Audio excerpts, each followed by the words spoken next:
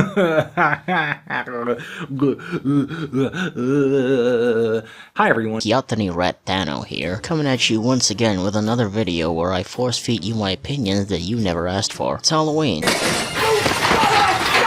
And although I could technically count my Uzumaki video as my obligatory spooky video for the month, my friend the Toxic Kaiju released a video talking about 5 short horror mangas, and I decided I wanted to leech off his idea. Plus, I've been a real negative Nancy this year, and doing this video will give me a chance to talk positively for once about the entertainment I consume. So without further ado, here are 4 manga/webtoons that you, yes you, should read for Halloween. No, you don't have a choice.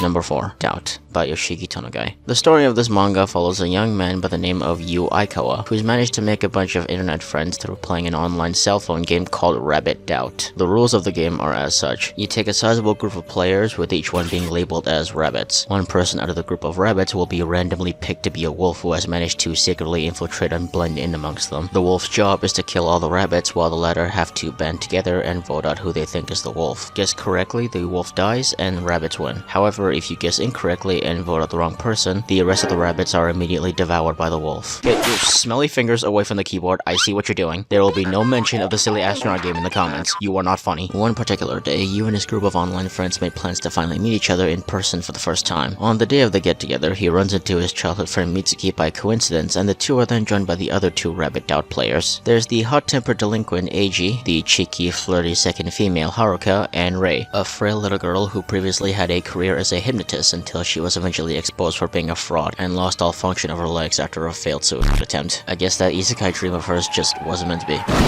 Despite a little bit of drama with a tinge of sexual harassment, the group ends up getting along for the most part, and they all seem to be having a pretty good time. That is, until what was supposed to be a quick bathroom break ends up going terribly wrong. Once he regained consciousness, Yu finds himself face to face with a guy named Hajime, the last member of his online friend group that wasn't able to make it to the get-together. Upon further inspection, he sees that the 2 of them have been brought to some kind of abandoned building, and their phones have been confiscated, which means they can't even call for help. Freaking out a bit, he searches the room they're in and finds an unlocked door leading to another connecting space. The room is pitch black. He rummages until he eventually finds a light switch and flicks it.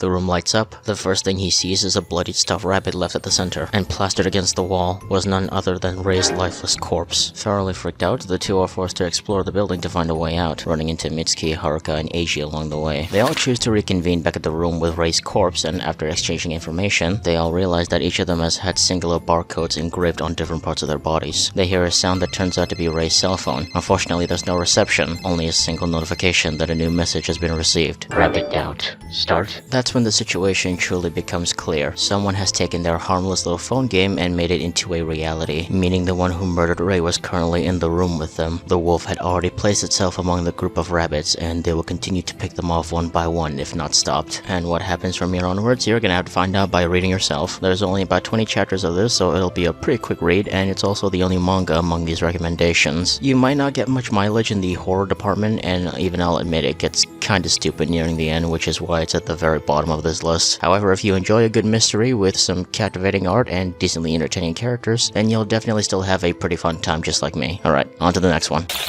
Number 3. Ghost Teller. This next one is a bit different, as it's not one long singular story, but instead a collection of small different ones. Remember the school days during the age before social media was as big as it was? Maybe it was a free period, or the teacher was running late, so you wonder if they just vanished off the face of the planet or something, so you and your friends randomly decide to tell ridiculous ghost stories to try and scare each other because, well, you had nothing better to do. Well, this webtoon is essentially that same scenario, but inverted. The premise is incredibly simple. You're not given much background on how we got to this point whatsoever. All you have to know is that a group of spirits have all gathered together in an unknown location and are sitting around a table telling scary stories, not about ghosts, but instead about the ugliest sides of humanity. Yes, it's one of those "the humans are the real monsters" super deep social commentary, blah blah blah. The spirits themselves on paper seem to be pretty blatant references to established well-known mythologies or horror IPs, at least in terms of pure design, like this one lady who's clearly a kitsune, or there's one other girl that's basically just Sadako but Korean. Depending on which of the occupants of the table is telling the tale, the story stories can range from a fun little disturbing mystery, some entertaining drama, to infuriatingly depressing train wrecks that genuinely had me seething just a little bit. The most interesting aspect though is that although it's never directly stated, it's quite clear that each and every spirit at this gathering is incredibly old and have clearly seen a lot throughout their time. But aside from some small visual hints, the author never gives you a clear answer on whether these stories are just things they've witnessed or if it's personally connected to them as characters. The best part is that either answer is pretty plausible, so it becomes a pretty fun game of speculation for the readers. There's not really too much I can say about this one without going into heavy spoilers, and that's something I especially want to avoid because I want you to experience every story as blind as possible if you choose to pick this up. It's definitely worth a read in my opinion, and I highly recommend checking it out.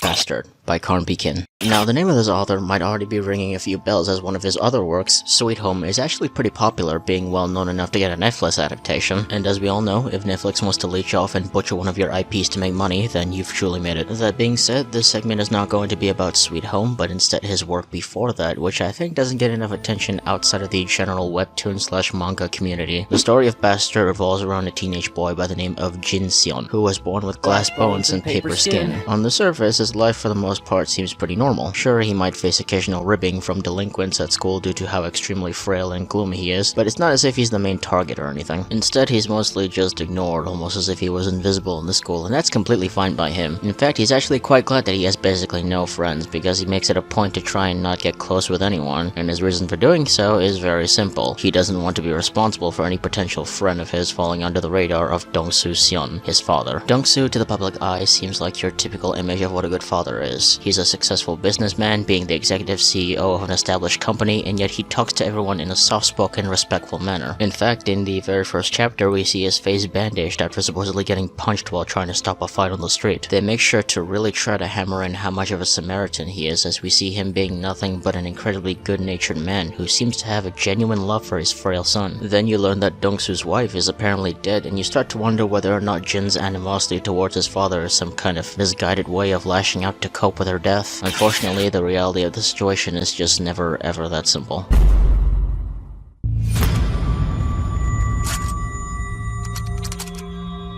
Underneath the smiles, the mock veil of politeness, Dong-soo Seon is a sadistic serial killer, a disgusting murderer who forces his son to be an accomplice to his foul activities, such as having the boy smash his personal tutor over the head with a hammer before proceeding to bring her into a hidden rape chamber. The dad is genuinely a really good villain. He's incredibly creepy, constantly carrying this air of unnerving calmness where he seems to be acting normal, but it wouldn't be surprising if he just decided to snap your neck on a whim. On a first read, every time he's on screen, you genuinely don't know whether he's actually going to try and pull something, or he's just there to harass his son about his love life. Overall, that's all I'm going to say about the series. If you've ever heard of it but haven't taken the time to read it because you were skeptical about all the buzz, I highly recommend you check it out. It is 100% worth your time, dude. Number 1. Strangers from Hell by Kim Young-ki. Picture this. You're a young Korean man who spent the majority of your life growing up in the countryside, and although you don't have much to complain about, it's a stale lifestyle. One day though, you get an offer from your senior to work an internship at his company all the way in the country's capital, Seoul. Ecstatic about the opportunity, you immediately say yes in hopes of living out a brand new chapter away from home, and experience the hustle and bustle of the big city. However, once you arrive, you discover very quickly why the student dorms you've rented out for your new life is so cheap after you catch a glimpse of the people you're forced to share a space with. This is the basic premise of Strangers from Hell, a psychological horror journey where you follow the protagonist Yoon Jong-woo as he's forced to navigate through his new life with his hellish new neighbors, discovering much darker secrets along the way. Now, I know at first glance the art style may look a little more on the cruder side compared to the others on this list, which I know can be a turn-off to some people, but please believe me when I say it is just a stylistic choice and does not detract from the quality of the webtoon as a whole. In fact, I dare say that the slightly trippy art style actually elevates the creepy factor, as there are some pretty disturbing panels in this one. I said this in my previous video, I've always gravitated more towards thrillers or domestic horror as opposed to the supernatural, and this webtoon really taps into this deep-seated primal fear you have towards other human beings. From the moment he sets foot into the building, the lady renting him the room was already a major red flag simply off appearance alone. Every single person he ends up encountering in this place is either mentally deranged or socially awkward to an an alarming degree. The worst part is that throughout most of the story, they never technically actually do anything to directly physically harm him in any way, at least not to a point where he could realistically do anything about it. Their appearance, their mannerisms, the way they talk, everything about every single one of these occupants just doesn't feel right. And you can't help but feel bad for Jungwoo because realistically he has nowhere to go as he's stuck in a place with no real friends or support. The best way I can describe it is if you have ever lived in a college dorm and you have that one incredibly creepy guy who you could swear steals people's socks in his spare time. You know, the one anti-social guy who hasn't really done anything outright wrong, but you're really hoping you don't run into him in the halls if you ever have to use the bathroom at night. If you get what I'm saying and can relate, then imagine that scenario, but every single person on your floor is exactly like that to varying degrees. I should also say that there is a live-action adaptation of this webtoon which I have not seen, but I strongly recommend you read it first even if you decide to watch the show, because from my experience, stuff like this usually just doesn't translate well, so it's better to consume it in the way it was originally intended to be. Again, read this webtoon. There were several moments that actually managed to genuinely send a tingle up my spine. It is by far easily the scariest piece of horror out of all these recommendations, and therefore it will take its rightful place in the #1 spot.